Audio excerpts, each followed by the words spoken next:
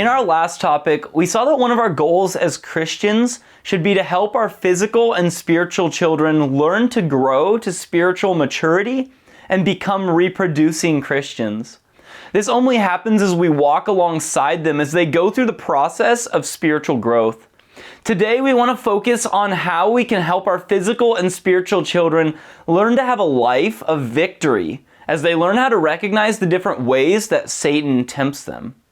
In 1 John 2:15 through 17, we read, "Do not love the world or the things in the world.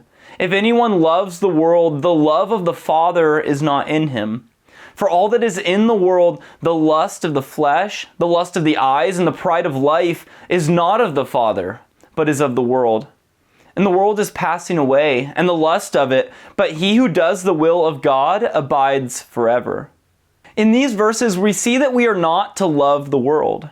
2 Corinthians 10:3 through 5 explains what is meant by the world when it says, "For though we walk in the flesh, we do not war according to the flesh. For the weapons of our warfare are not carnal, but mighty in God for pulling down strongholds, casting down arguments, and every high thing that exalts itself against the knowledge of God, bringing every thought into captivity to the obedience of Christ." In these verses, we see that the world is everything that exalts itself against the knowledge of God. We're not to love anything that exalts itself against God. We see that we cannot have two masters. Matthew 6:24 says, "No one can serve two masters, for either he will hate the one and love the other, or else he will be loyal to one and despise the other. You cannot serve both God and mammon." The word that is translated mammon is used 4 times in the New Testament. The other 3 times are all in Luke 16:9 through 13.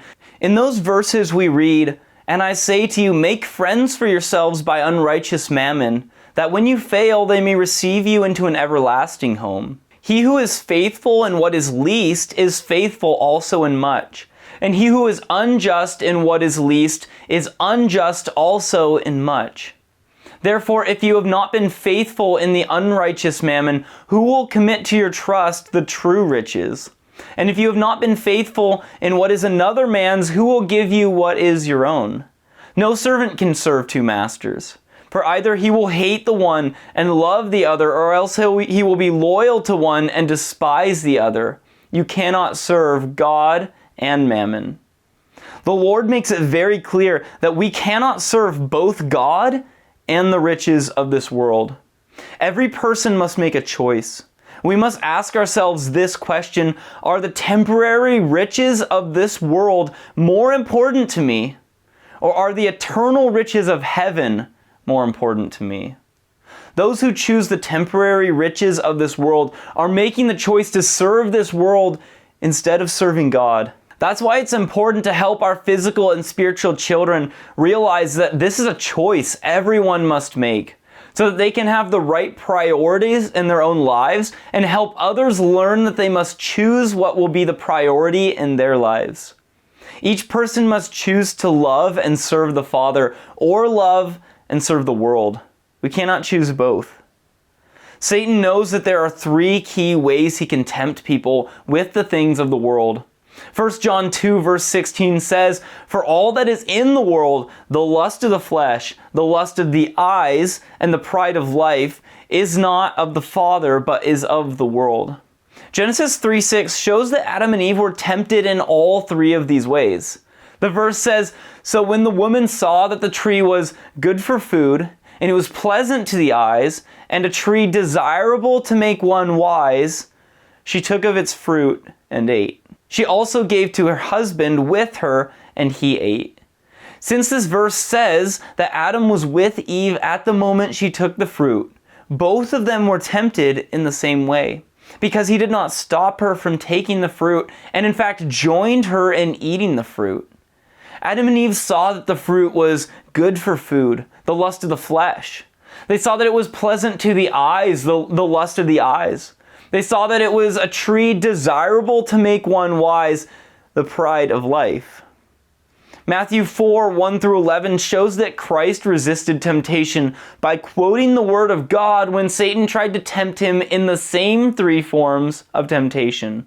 When Satan tempted Christ with the lust of the flesh by suggesting that he turn the stones into bread, Christ answered in Matthew 4:4, "It is written, man shall not live by bread alone, but on every word that comes from the mouth of God."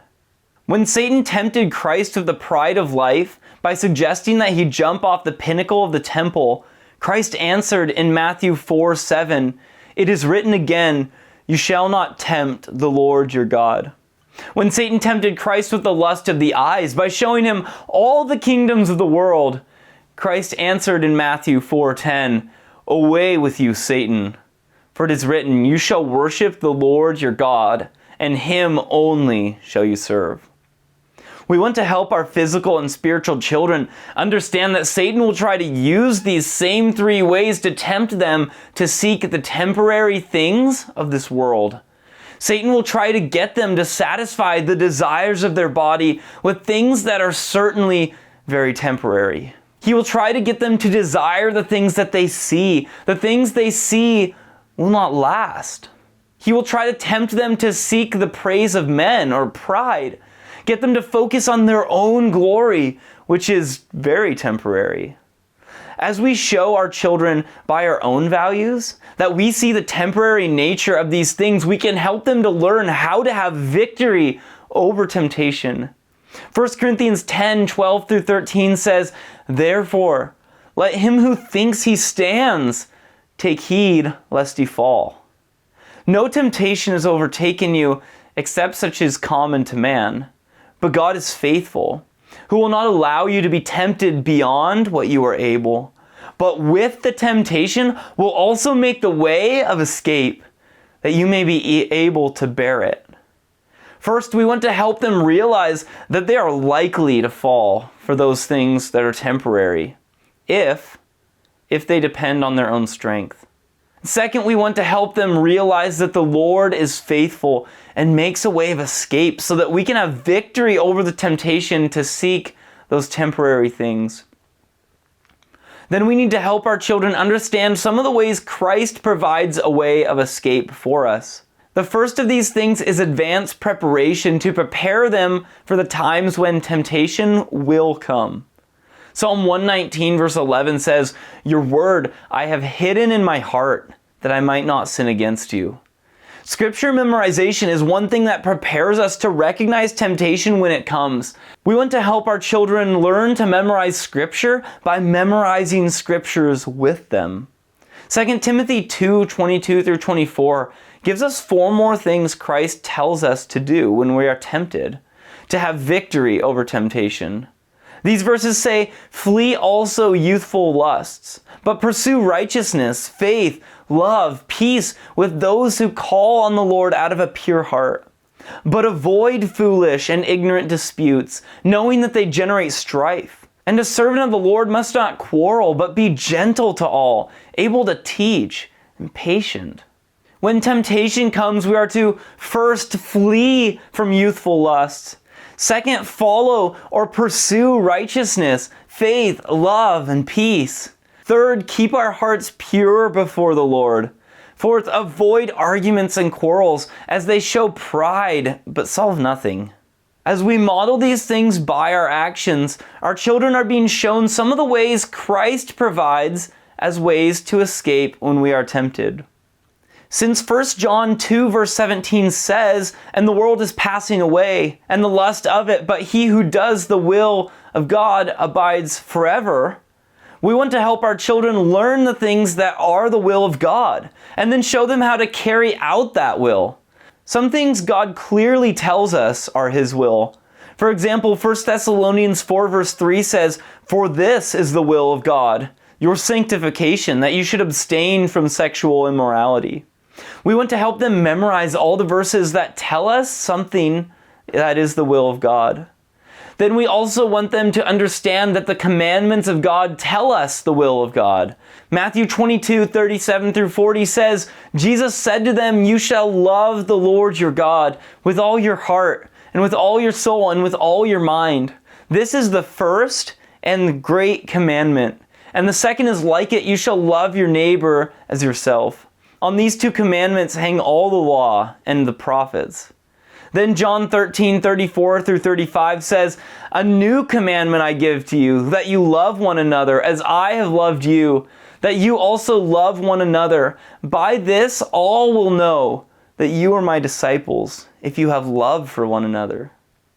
The commandments in Matthew summarize the entire Old Testament, and the commandment in John summarizes the entire New Testament. In order to help our physical and spiritual children learn to carry out the will of God, we must show them how to love God by our example. Since Christ defines our neighbor as any person or a stranger, we must show our children how to obey this command by taking them with us and showing them how to share the gospel with those who do not know Christ. Since we are to love other Christians as Christ has loved us, we show our children how to love other Christians by our example as we practice the one another's of Scripture in all of our relationships with other Christians. The only way our physical and spiritual children will learn how to do things like accepting one another is as we provide an example for them to follow. Love for the Lord, for neighbors, and for one another is most effectively taught through example. Because love is caught, not taught. May the Lord richly bless you as you show your physical and spiritual children how to carry out the will of God.